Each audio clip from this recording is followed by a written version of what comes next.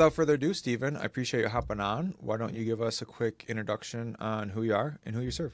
Hello, I am Steven. I started Ikarus Project back in, officially, I guess, in 2020, which sells, we do mainly Warhammer 40k dice. We're still a very small shop, and we're slowly expanding.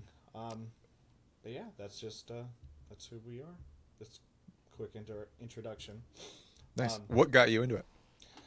oh man, I play Warhammer 40k. It's which if you don't know, it's a very big tabletop game that is finally really becoming big in the U.S. It's been in the U.S. for many years, but it's become almost a household name now. Yeah. Just a little bit of history behind it.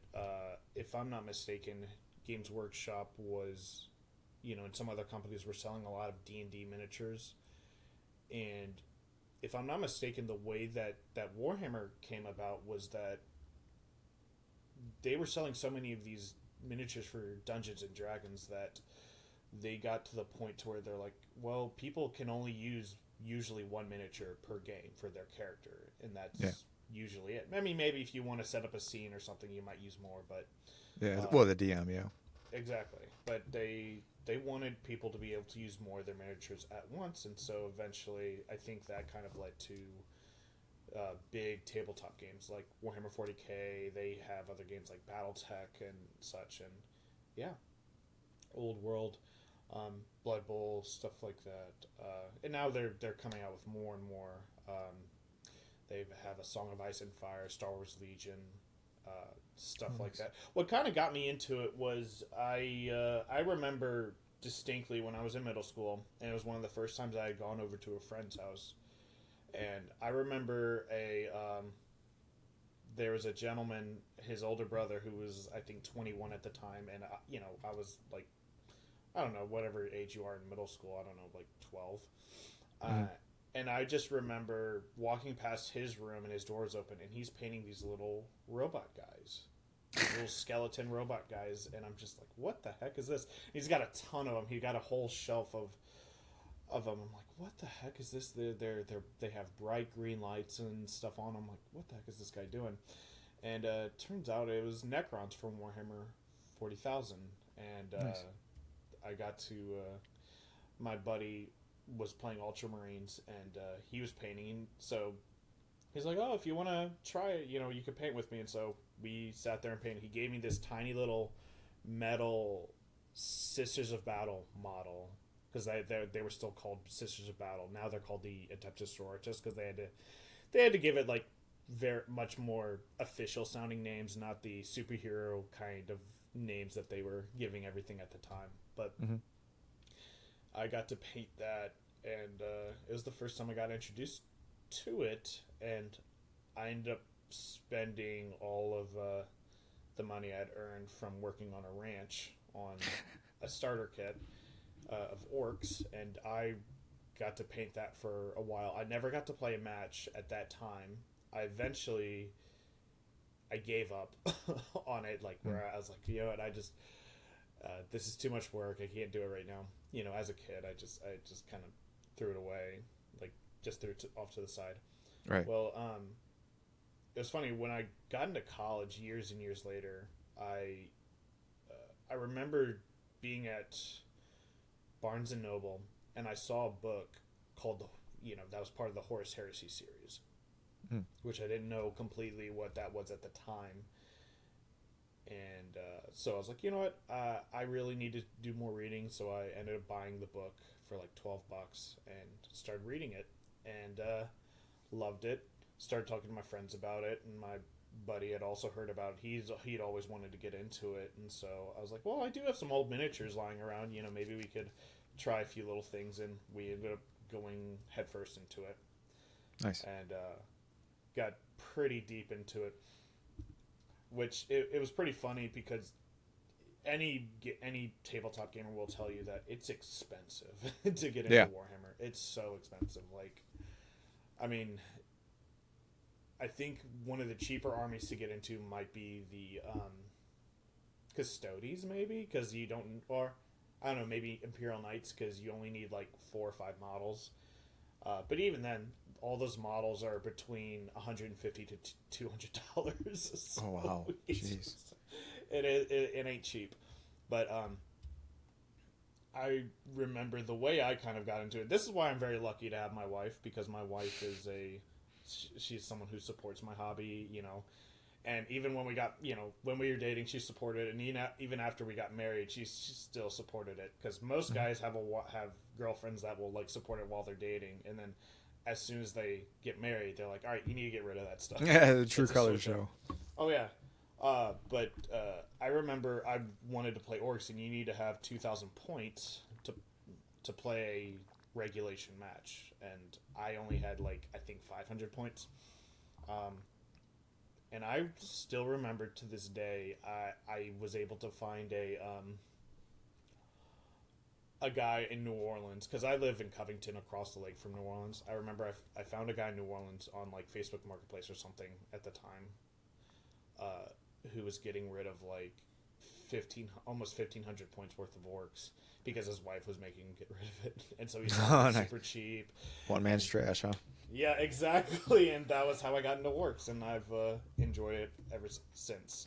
So that's kind of how I got into the game itself. Okay. How'd that transition to starting your own business on making dice specifically for Warhammer? So I was already looking for something to... So, like I said, I was in college. I actually have a bachelor's degree in accounting. I was a fraud specialist for a few years with a brokerage company. Interesting. Is that kind of like forensic accounting? So it's very similar. I guess one story I could tell you, just to kind of explain a little bit of what I did. We had a company that was not paying us like we were supposed to be, and so I have to go in and figure out what's going on, look at all the records and everything. And it turns out a crackhead was stealing the checks that they were sending us. And it was like they was going to a check cashing place and cashing them, and that's an FDIC, that's against FDIC regulations completely. That's fraud. But that was a whole thing, and the bank actually was trying to tell us that, like, oh yeah, no, we're not liable for that, and like, no, you are liable for that because that's a whole. But yeah, that's because they were cashing a check that wasn't in their name. Yes, exactly. Yeah. And check cashing places, if you don't know, they're usually sponsored by they're endorsed by a bank. So you have to. So if they break any regulations, then the bank is also liable for that. But that's kind of what I did. I'd kind of wanted to get out of that for a good while. I did it for a number of years, and I enjoyed it for the most part, I guess. I really did enjoy it a lot, but people are a little bit different when you're handling their money, and even if they're the ones making the mistakes with it, they'll still blame you if something happens that they don't like. Or cost them the money, right? Exactly. Yeah. Oh, I made the mistake, but you should have told me not to do this, and I'm like, well, I might have told you not to do that, but I was always looking for something to get out of that eventually. It started with I remember the first product I tried was snips, because I'm like, well, I'm always losing my snips and everything, and so like, oh well, maybe I can. There was these thread cutters that I thought if I could reposition them in a way, we could use them as a cheaper alternative to just snips for sprues and everything, because whenever you build your models from scratch, they come on sprues, and you got to snip them off. You got to shave the sprue parts a little bit, and glue them all together. Mm-hmm. Now, that was a completely failed product, because it just didn't work as intended, and so it just didn't work. I think the light bulb moment that I eventually had was just the fact that a lot of the guys I was meeting while playing tabletop would always complain about how they just never had enough dice, or that they could not find dice that they really liked. And everybody wants unique this or unique that. And that was because that's why people kit bash. That's why people paint their miniatures, because even if they're not painted great, it's you who did that. There's no miniature on the planet that's going to be like the one that you painted. Yeah, I mean, there's regulations to where they have to be painted for events, but yeah. Yes, that too. But there's just everybody wants. That was the it's always the complaint that, oh well, the ones that are available on the market were always way too expensive. So I was like, well, I could make something that's maybe a little bit better than this, and then kind of just charge a little bit less, and that's what we did. Cool. It's not some overcomplicated, crazy like, oh my gosh, we just changed the game and everything. No, we came in and we saw that that was a something we could do to make things a little bit better, and we did, and it worked. So yeah, that's why. You essentially saw a hole in the market, and you filled that hole. Mm-hmm. Yeah, absolutely. So how did you go about doing that? Because I know when we spoke kind of off screen, your business model is a little bit different than what I had anticipated, and I don't know if you wanted to kind of shed some light on that. So what we ended up doing is we had some contracts at the very beginning, because I was still doing accounting and everything at the time. I hadn't quit my job yet. I was just doing designs. I'm sorry. When was this? Did you say? When I started the business, or yeah.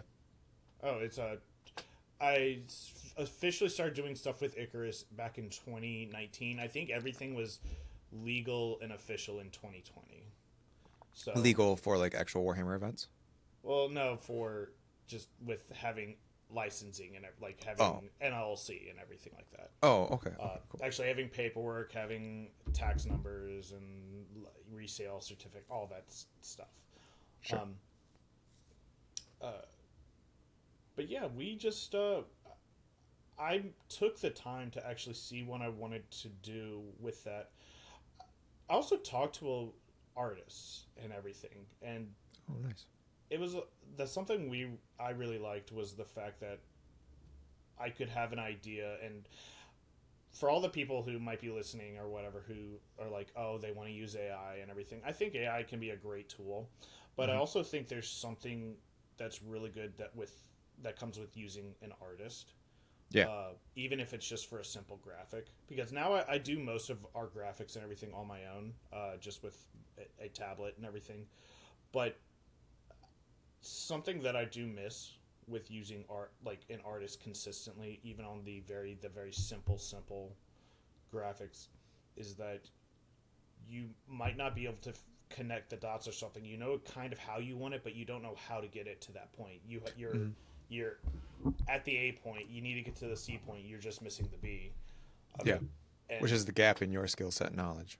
Exactly. And there's just a lot of these artists that I've gotten to work with have been phenomenal in that have been able to figure out ways to get to that point and do it efficiently. Because you might be able to figure it out, but it'll take you 4 times as long to figure it out. Yep. That's I've noticed that quite a bit with I have 3 ebooks, 2 of which are right there printed off, and then we're working on a 4th one that's kind of like a combination of them all plus some, and I will have an idea. Essentially, it's like I want it to look or mirror like one of these books, D&D books, and my designer Siri kind of took that idea and just blew it way beyond kind of what I expected. And like you said, it was like, I know where I kind of want to be. I don't quite know how to get to the steps there. And then she's like, oh, well, you want to be here? Well, let's like level it up like 6 times. I was like, oh shit, okay. So that looks a lot better than I anticipated. And that's like you said, you can't really do that with AI because it's like AI is limited to your knowledge. Exactly. They fill in the gaps a lot better, I feel. And they sometimes, and you have to admit it, sometimes they just have better ideas than you. That's the thing with me, is that I've had to, in your head, you'll pretty consistently think, oh, this is the perfect idea, this is what I want to stick with. And then when you have an artist come in, or, a creative person come in and say, hey, well, why don't you try it here? Like, let me just doodle this for you. And they'll try something a little bit different. It's like, I feel stupid that I didn't do that. You know, that's what happens. It's that's kind of how it is with a lot of. Well, it's their profession, right? Yeah, exactly.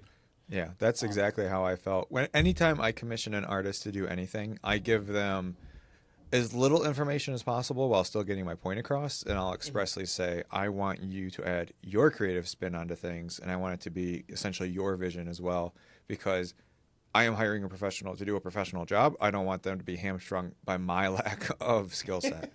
And so I completely express that to them. And I don't think I have been burned yet. I think every single time I do that, it has been a positive or to my benefit, to our benefit, I'll say. Yeah, I've been doing it for about 5 years. Well, actually, almost 7 years now. Oh, yeah. I hate thinking about that. No, not 7 years. 5 years. I don't know what I'm thinking. If you started in 2019, it's been about 6, but I don't know when you started working with a designer. Yeah, but with a lot of that, like, it's been rare that I've been burned, and usually it's mostly because of my fault. I find if I've been burned, and it's me burning myself with it, because it's either I did not explain something properly or I tried to over-explain it. Like you said, you know, it's better to give them fewer details so that they might have a better idea with it in general, or usually they will. But yeah. So what were you talking about? I'm sorry, I got on the little spree with the artist, but No. I essentially asked how you got about doing it. You said you got the contracts together to work with a distributor, or what did that look like? So with that, we still kind of have an open contract with ChessX even today, which we don't really work a ton with them. We just kind of use existing designs with them still a little bit. We might end up. How does that work? You just contact them. It's not hard. I think anybody can do it. So you're just like a distributor of ChessX dice, No. We come up with the design. We design the dice, color code it, and everything, and ChessX will help us produce it. We have 2 other companies that we work with that do that with us as well. We are in the process of moving everything to, or at least our D6 stuff, which is our bread and butter, in-house. Just because the biggest problem we've pretty consistently had is we just haven't been able to produce enough. We have sold out of multiple designs multiple times, and we're sold out of half of our inventory always. There's never a time when we're not. Sure. Which is a kind of a good problem to have, but it's also a good problem to have. It frustrates me to no end. Obviously, any problem would, but you're leaving money on the table, but at least you have a high demand. Exactly. And that's something that I've been trying to fix. And if you want to know where I've been burned, mostly with business, it's been with engineers and the machine builders, and that's okay. That's so. I'll say this. I don't want to get too rambunctious. I don't have my business partner or my wife here to like keep me from saying something stupid, but it's best for the people who want to start a business, anything in general, but also anything to do with gaming or production. Just temper your expectations a little bit, because you'll get really sad when things don't come out in the time frame that you need them to, and such. And it's really aggravating. But it's also, you have to go through a lot of people. Like, I think before I even started doing stuff with some of these other companies in order to help meet demand a little bit better, I had to go through 100 different suppliers. Oh wow, okay. It's a lot of work, and that's why if you talk to almost any gaming company and you're like, oh well, what should I do to start this company, and they'll usually tell you don't.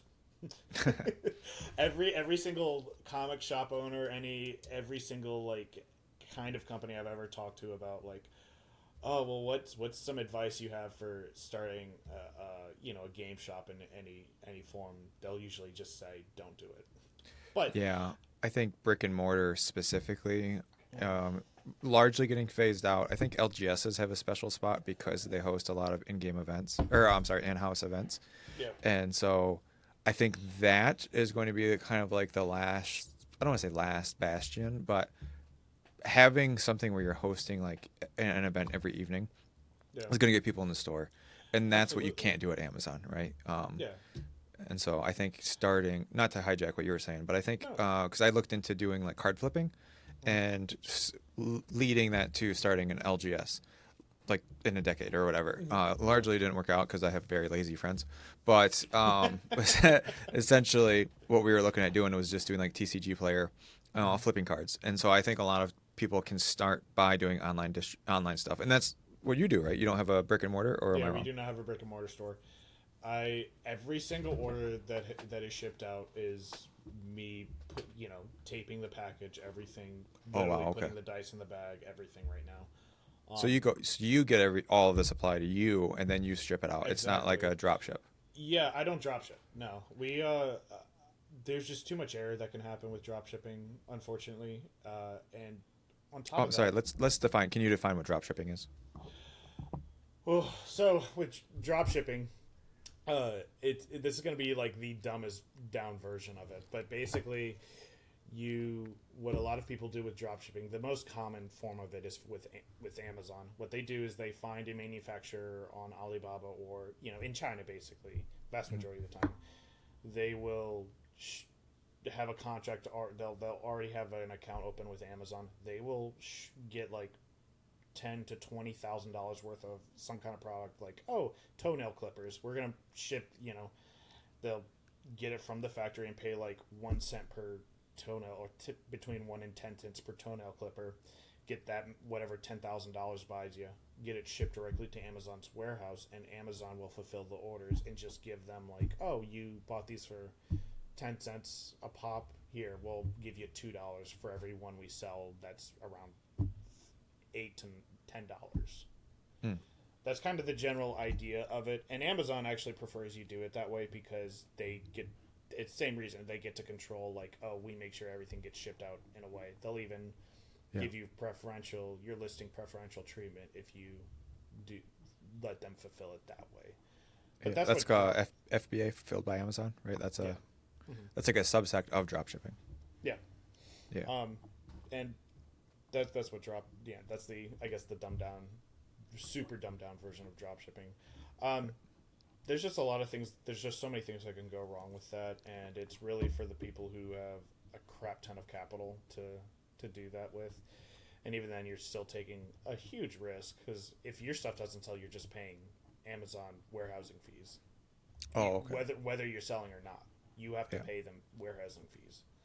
I guess I misspoke because I misunderstood what drop shipping was. I was thinking more of like a print on demand, to where you fulfill the order, or you get the order, and then production starts, and then it gets sent out.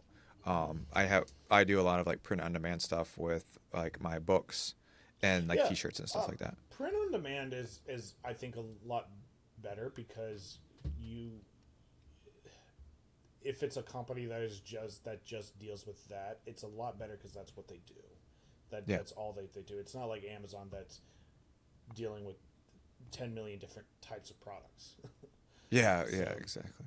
So, sorry, I kind of derailed our conversation. You say all you get good. all the No. product, you have it all, you ship it out per order, Mhm. and somebody else makes it, chess X, other stuff like that, which Yeah. is, if I'm not mistaken, kind of. And now you're doing more in-house production, correct? Yeah, we're working on more in-house production. We're actually working on. So we did our first bulk order about a month ago, and we're actually working on our first full custom order for an Oh, event, nice. which I'm not going to mention the event yet because we're still waiting on some details, and it's not 100%. We're trying to make sure we get everything, fingers crossed, everything Yeah, done yeah. the way it needs to, um, before we fully confirm all that. But yeah, so we're on the roll to do that, which it's still me doing basically 99% of everything with it right now, which it's been a lot of fun, but it's also been a headache. But I wouldn't change it. I just wouldn't. So would you prefer if someone, because normally when I hear people make dice, they are pouring the resin, making their own molds, putting their own flair spin on things, and they're making it by hand. And it sounds like you kind of started the opposite, where you started mass production, and now you're working more towards. Yeah, well, it's because I just didn't have. It takes so a lot of people think that you can do just a resin pour within like and all that within an hour and everything would be done within an hour. It's not. It's a very labor intensive thing. Like that's why if you look at most like custom made like D&D dice, sharp edge dice sets, that is a very labor intensive process on top of which you're that like in order to make it even worth your while you have to be charged. Like that's why they charge $80 per set on the cheap end usually. Yeah. It ain't a cheap process either.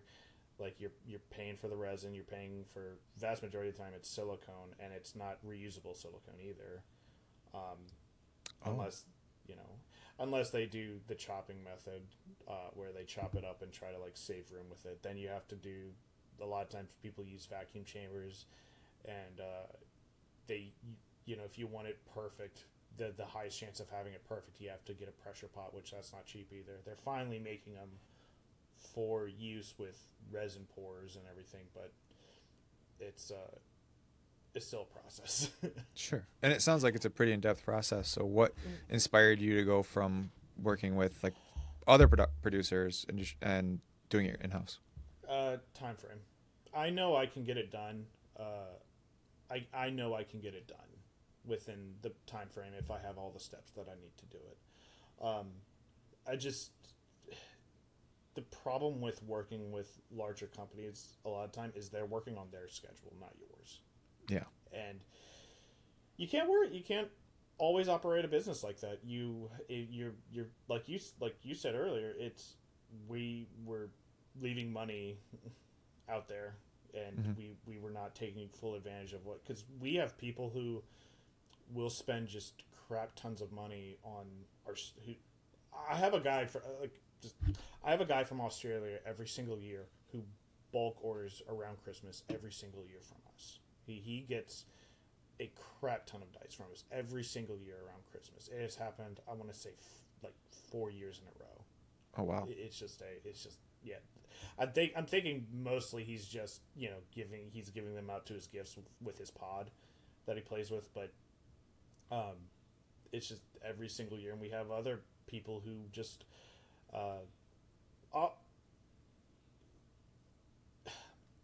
like okay. I am somebody who when it comes to buying anything, I always check the price 10 times. I'm very frugal. I don't like spending money on things. I'm a save. If you look at Dave Ramsey's, all this stuff, yes, you have classes of saver and spender. I'm a saver. I don't like spending money. If I ever become a millionaire, I'm still going to be shopping at at discount stores and everything. That's who I'm going to be. I'm sorry. That's people call me cheap. That's probably who I'm going to be for the rest of my life. But what I found, especially, and I had a culture shock with the first event we were a vendor at. Literally, I remember having a guy be like, "Oh hey, I like this set. I like this set, and I like this set. Can I get those?" Oh yeah, sure. It's it's $20 per set. He's like, I didn't ask for the price.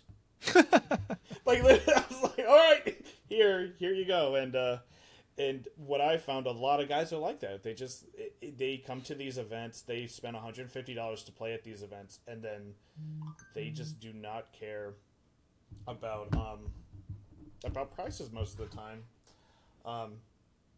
And so it was a culture shock for me to realize that, and that's why I'm like, all right, well, gosh, I'm actually missing out on a lot of money, because I have guys come up like, oh, do you have this faction yet? And I'm like, no, not yet. We're still working on it. Like, dude, as soon as you do, here's my Instagram or whatever. Send me a message. I'm gonna buy like 8 sets from you and stuff. Like and I'm like, oh, I'm losing money here. I need to get that going. And the problem is for a new design to come out, it's usually a process that takes about 2 months. Okay.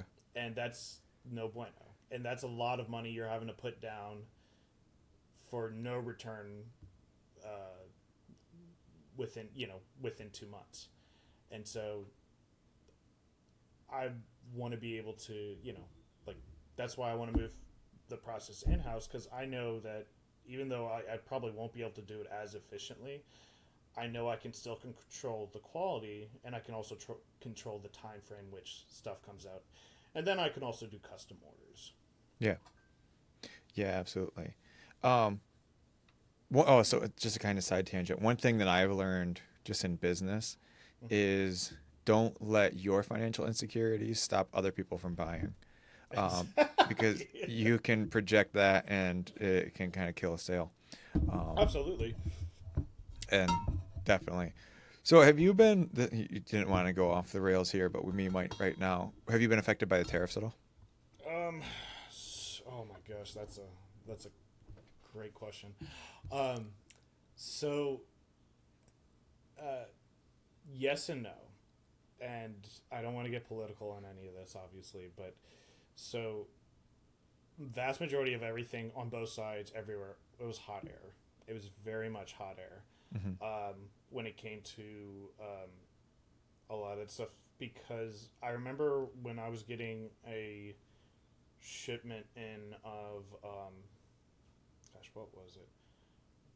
We're still going to be working. So like we do a lot. We do have some D&D sets that we sell on our site and in at events, and we still get those from third parties just because that's not our main bread and butter. But people do like it, and we want to have that available for a decent price for our consumers.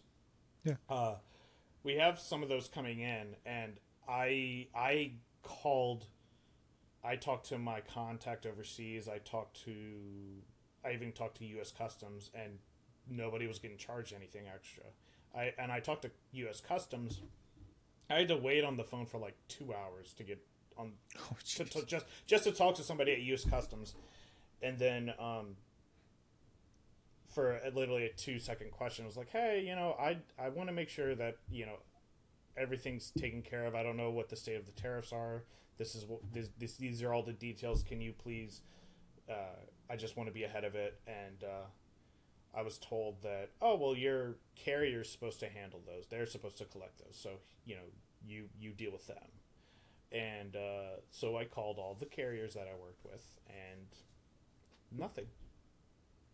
They're like, oh yeah, we we're not getting any extra charges right now.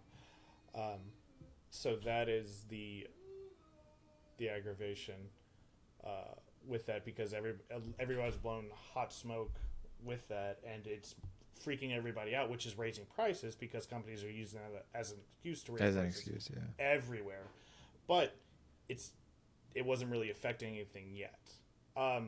I think as far as the effect, I think they finally all agreed with everything, which it increased prices a little bit, but not crazy. Like I would say, if you see increases anywhere above 15%, that's an excuse.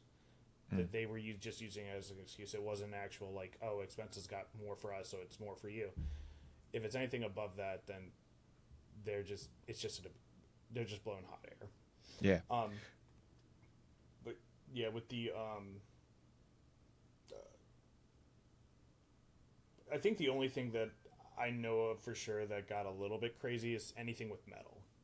Metals, for some reason, were a big thing of contention with all the tariffs and everything, and I do think that lowered the supply a little bit. But other than that, I don't know. Sure. Do you make metal dice? Not yet. We're working on it. Oh, okay. Nice. Yeah, because I knew you had obviously your like the Warhammer D6s, then you had like normal, like you said, D&D polyhedrals, and then you had sharp edges, right? Mm-hmm. Yeah. Yeah, because I think I have a set of each, but the sharp edges I thought were really nice because, and I'm gonna plug your service here. I also have a set of wormwood dice that are like pretty much the exact same sharp edge and everything, and your box, like the box itself, I would say probably goes more towards wormwood because it's a little bit higher quality, but like the insert that you have was like the foam with the custom cuts for each die, I think was way better than what wormwood has. And yeah, I know. And as far as with the box, so we're phasing that box out, believe it or not. Oh, really? So it was a great box. I was just saying, like as far as for doing A/B tests. Absolutely. The thing is, the problem with it is that it is cardboard. It is just a really thick and it's a persistent cardboard, which is good. It's better than nothing, but we were able to do a decent price on some tin boxes and stuff, and so Ooh. with new sets that we have coming out and everything, we were able to price that out to where it made sense for us. And I'm still working on pricing with a supplier and everything, which it's always a pain in the butt, as you could probably imagine. But we're gonna be, hopefully in the next few months, we're gonna be doing that with our D6 sets as well, where we're just shipping. We're gonna be auto including them in tin boxes as well, always. Nice. With them. Yeah, hell yeah. That'd be like a huge increase in quality. What was the point where you had to fully quit your job and embrace this full time? Oh man. I asked because I think this particular moment that you're about to explain is where a lot of people struggle with. So I had been doing Ikarus for about 3 years. I had gotten married. And my wife and I, we talked about it for a good little while, and gosh, that's a difficult one to answer. Like how it really came about. I think it was just out of I had had enough of doing what I was doing, if I'm being completely honest. But it was the fact that I was pretty consistently. It was a come to Jesus moment, I think, where it just do I enjoy doing this? Is this something that I would rather do than play video games or play tabletop if it necessitated it? And was it actually making any money? Was it something that I was gonna try every avenue? And that's kind of where my wife and I talked about it, and we finally got to that point. It was scary. My wife works full time still, and we're just now. It's 2 years after that, and we're finally at the place where we're starting to make money from Ikarus, because we've been in business for over 5 years now, and it's only recently that we've actually I'm able to actually start paying myself. Sure. And that's a kind of a crazy thing to say sometimes, but I think it's not so much of what's the state of it right now or whatever. It's you have to decide, is this something that, because it could be, you could have something that's very profitable, but then you decide, like, you're looking at it like, oh, I hate doing this, and it's not actually sustainable because you hate doing it, and you're going to be miserable regardless of what, and you're stuck with it. And I think you really have to take a look at yourself and say, do I actually enjoy doing this? Do I really like this? Is this something, can I deal with the people that are in this avenue? And that's also a big question, because pretty consistently, like, so I love the tabletop community. 99% of the tabletop community is phenomenal. Love them to death. Even the people I disagree with are phenomenal. Like, vast majority of them. I've talked to so many awesome people. I've gotten to know so many awesome people. Militar Murphy, Warhammer with Yogi, Lupercal Studios, which these are all, people you can look up on Instagram. They're phenomenal people. They make great content. I would highly recommend all of them. Just great people all around. Royal Guard Red. They're just great people, and people I've met at events. You always meet that one person or a couple people that'll really sour your mood of that hobby or that group of people. Mm-hmm. And you have, even with that, you still have to decide, okay, even you have to decide, is this something you can do even with that? Even out of every 9 people you meet, you're going to meet somebody who's just going to ruin your week, because that happens as well. And I think that's really what the biggest thing is. Do you see yourself doing this for forever if you need to, till the day you die? and that was for me the okay.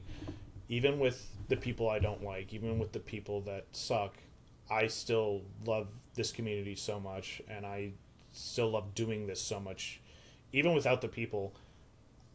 I love the fact that I get to work on this kind of stuff because I'm someone who could sit and paint for hours. I'm somebody who can package orders for hours or design for hours.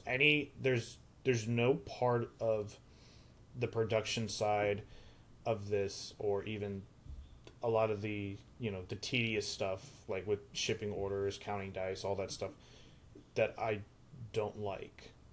And so that was for me kind of how I decided, you know what, it still might fail even today. It now that we're even now that we're starting to make money, it still very well could fail, but I enjoy it so much that I'm willing to take the risk. And that's how that's, I guess, at the same time when I finally decided to quit my job and everything, that was kind of my resolve, was that it's worth it's worth doing it.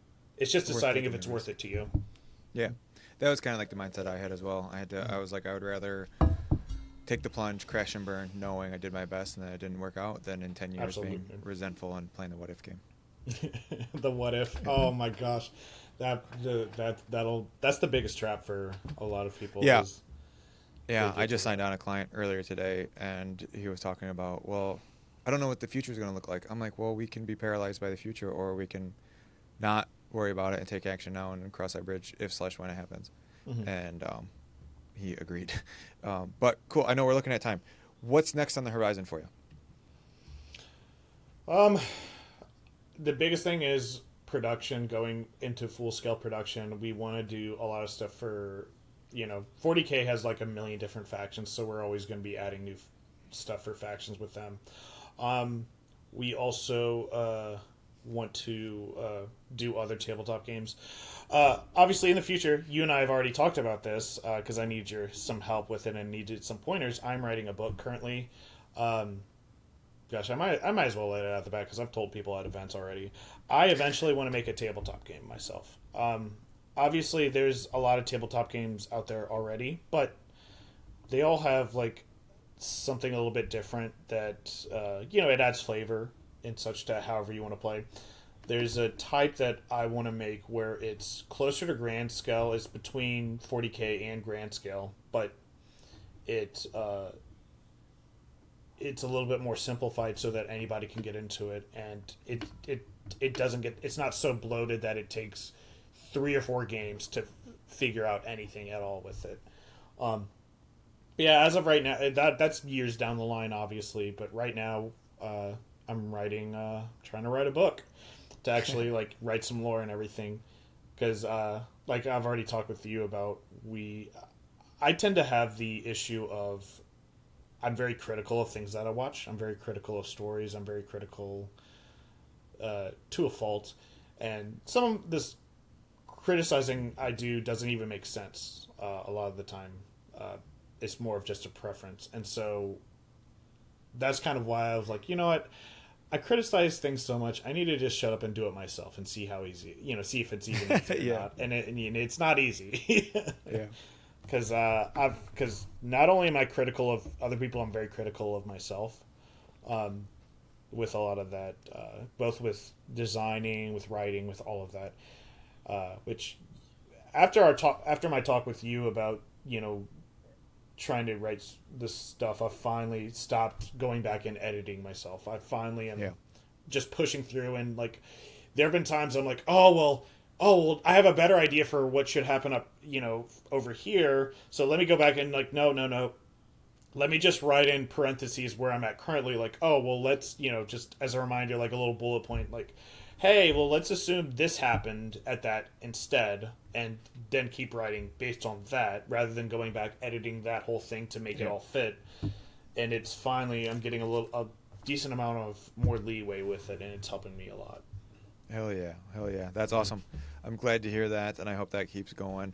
We're just at about time, so do you have any quick advice, some quick actionable advice for somebody who is interested in either starting their own dice, mini, any sort of small business besides don't do it? I would I wouldn't even say don't do it. I would say make your expectations like lower your expectations a little bit, but also just write down what you want to do. Write down what things that you actually care about within it, what things you like the most. And if you're in a game shop yourself, where are you spending the most of your time in the game shop? What are you looking at the most? Are you looking at the cards? Are you looking at the miniatures, the dice? What? And then from there, you can build up a better idea of what you actually like within that and go for that instead of, instead of wasting time at things you don't really care about. Sure. Write it down. It's awesome. That's good. I like that. Write it down and follow your passion, essentially, which is not unlike most advice that I've heard. So cool, man. Cool. Well, hey, we're at time, and I appreciate you hopping on. It's been fun, and I really like how your story is probably not uncommon, but albeit maybe not the most conventional route for dice. Oh, absolutely not. So I like hearing that. So, yeah, again, I appreciate you hopping on, I guess, until next time. Absolutely, Jordan. Thank you.